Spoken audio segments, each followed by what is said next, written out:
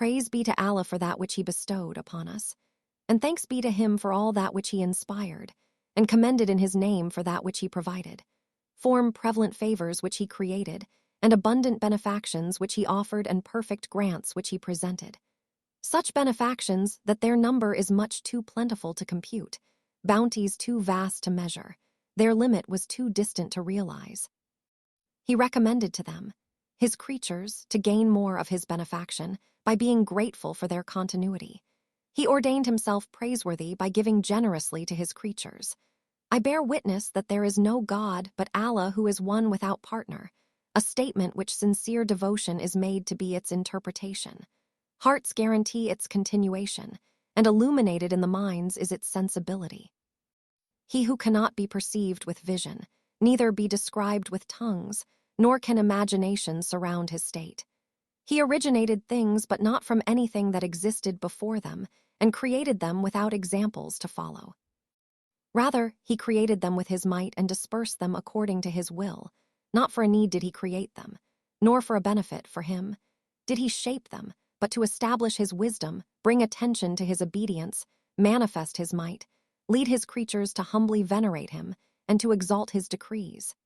He then made the reward for his obedience and punishment for his disobedience, so as to protect his creatures from his wrath and amass them into his paradise.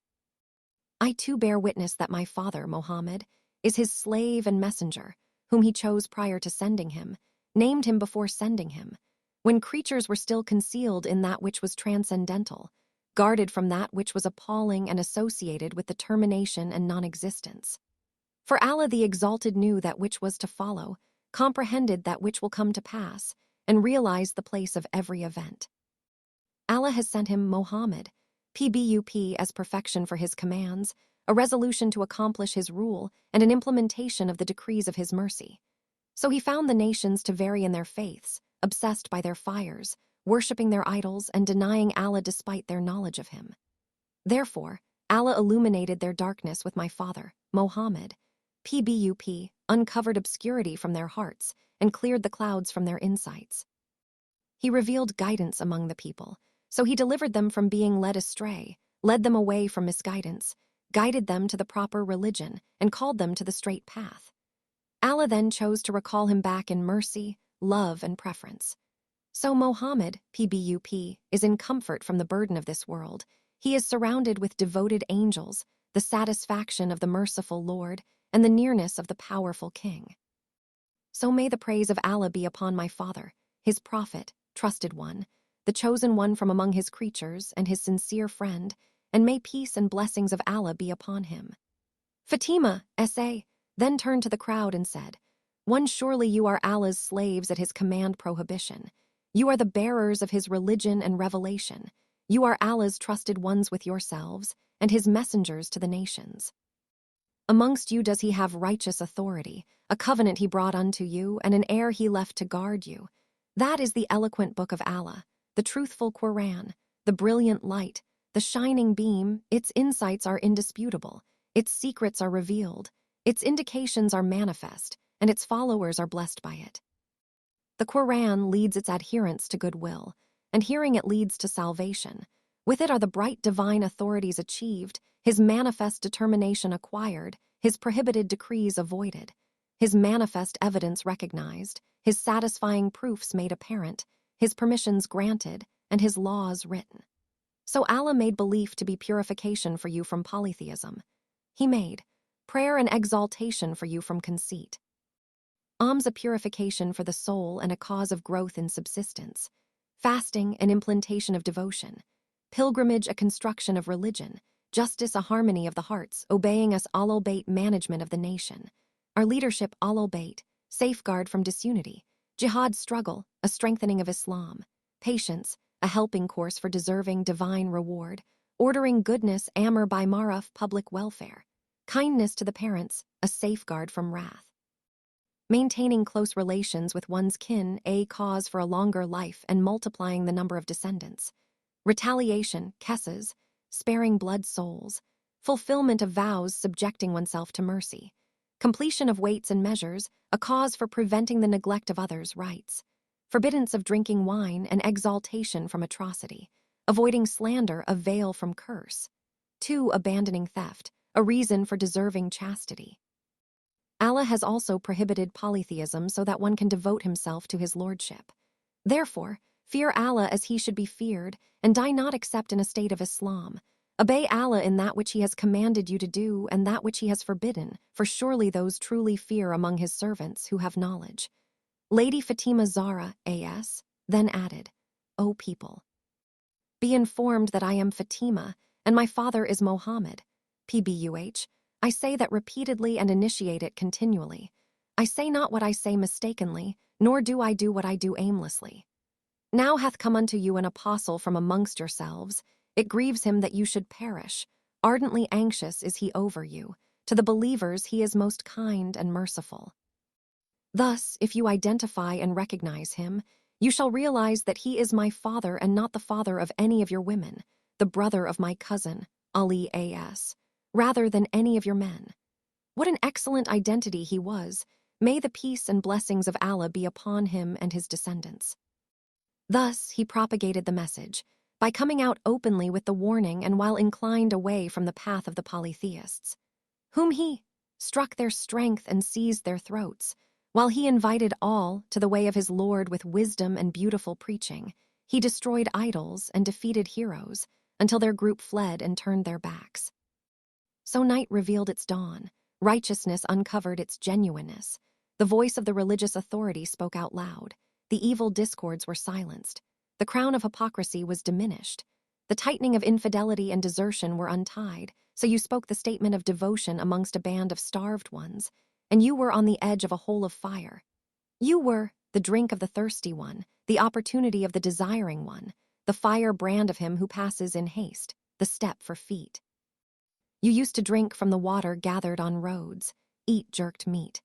Lady Fatima, A.S., was stating their lowly situation before Islam. You were despised outcasts, always in fear of abduction from those around you. Yet Allah rescued you through my father, Mohammed, Pbuh, after much ado, and after he was confronted by mighty men, the Arab beasts, and the demons of the people of the book who, whenever they ignited the fire of war, Allah extinguished it. And whenever the thorn of the devil appeared, or a mouth of the polytheists opened wide in defiance, he, Pbuh, would strike its discords with his brother, Ali A.S., who comes not back until he treads its wing with the sole of his feet and extinguishes its flames with his sword. Ali is diligent in Allah's affair, near to the messenger of Allah, a master among Allah's worshippers, setting to work briskly, sincere in his advice, earnest and exerting himself in service to Islam. While you were calm and feeling safe in your comfortable lives, waiting for us to meet disasters, awaiting the spread of news, you fell back during every battle and took to your heels at times of fighting. Yet when Allah chose his prophet 3 from the dwell of his prophets, and the abode of his sincere servants, the thorns of hypocrisy appeared on you, the garment of faith became worn out, the misguided ignorant spoke out, the sluggish ignorant came to the front and brayed. The he-camel of the vain wiggled his tail in your courtyards, and your courtyards and the devil stuck his head from its place of hiding and called upon you. He found you responsive to his invitation and observing his deceits. He then aroused you and found you quick to answer him, and invited you to wrath, therefore. You branded other than your camels and proceeded to other than your drinking places. Then, while the era of the prophet was still near, the gash was still wide, the scar had not yet healed, and the messenger was not yet buried. A quick undertaking, as you claimed, aimed at preventing discord trial. Surely they have fallen into trial already, and indeed hell surrounds the unbelievers. How preposterous. What an idea, what a falsehood. For Allah's book is still amongst you, its affairs are apparent, its rules are manifest, its signs are dazzling, its restrictions are visible, and its commands are evident. Yet, indeed, you have casted it behind your backs. What? Do you detest it? Or according to something else you wish to rule, evil would be the exchange for the wrongdoers. And if anyone desires a religion other than Islam, submission to Allah, it never will it be accepted from him, and in the hereafter, he will be in the ranks of those who have lost. Surely you have not waited until its stampede ceased, and it became obedient. You then started arousing its flames, instigating its coal, complying with the call of the misled devil, quenching the light of the manifest religion, and extinguished the light of the sincere prophet. You concealed sips on froth and proceeded towards his the prophet, kin and children in swamps and forests, meaning you plot against them in deceitful ways. But we are patient with you as if we are being notched with knives and stung by spearheads in our abdomens. Yet now you claim that there is not inheritance for us. What? Do they then seek after a judgment of the days of ignorance? But how, for a people whose faith is assured, can give better judgment than Allah? Don't you know? Yes, indeed it is obvious to you that I am his daughter. O Muslims, will my inheritance be usurped? O son of Abu Quhafa, where is it in the book of Allah that you inherit your father and I do not inherit mine? Surely you have come up with an unprecedented thing. Do you intentionally abandon the book of Allah and cast it behind your back? Do you not read where it says, "And Sulayman inherited Dawood"? And when it narrates the story of Zachariah and says, "So give me an heir as from thyself, one that will inherit me, and inherit the posterity of Yaqub, and..." But kindred by hood have prior rights against each other in the book of Allah, and Allah thus directs you as regards your children's inheritance to the male, a portion equal to that of 2 females, and, if he leaves any goods, that he make a bequest to parents and next of kin, according to reasonable usage. This is due from the pious ones. You claim that I have no share, and that I do not inherit my father. For what? Did Allah reveal a Quranic verse regarding you from which he excluded my father?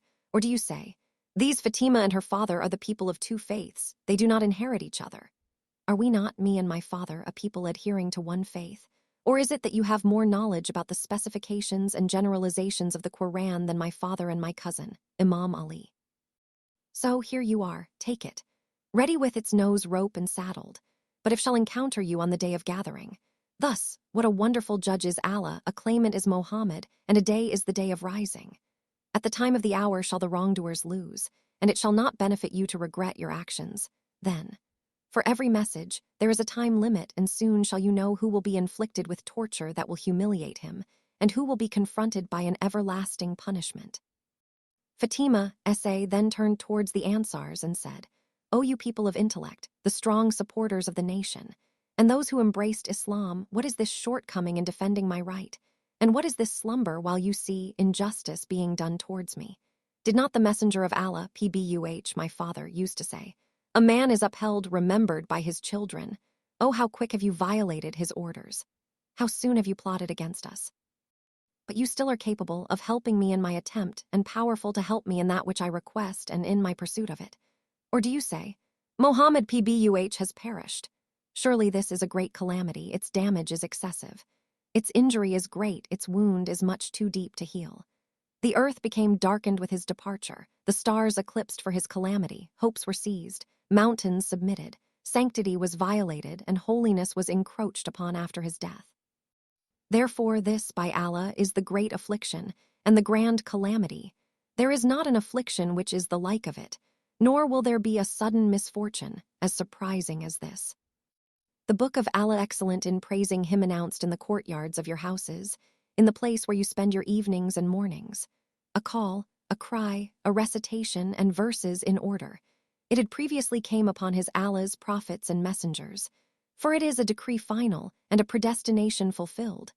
Mohammed is not but an apostle. Many were the apostles that passed away before him, if he died or was slain.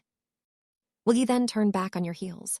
If any did turn back on his heel, not the least harm will he do to Allah, but Allah, on the other hand, will swiftly reward those who serve him with gratitude. O you people of reflection, will I be usurped the inheritance of my father while you hear and see me? And while you are sitting and gathered around me, you hear my call and are included in the news of the affair, but you are numerous and well equipped. You have the means and the power and the weapons and the shields. Yet the call reaches you, but you do not answer. The cry comes to you, but you do not come to help.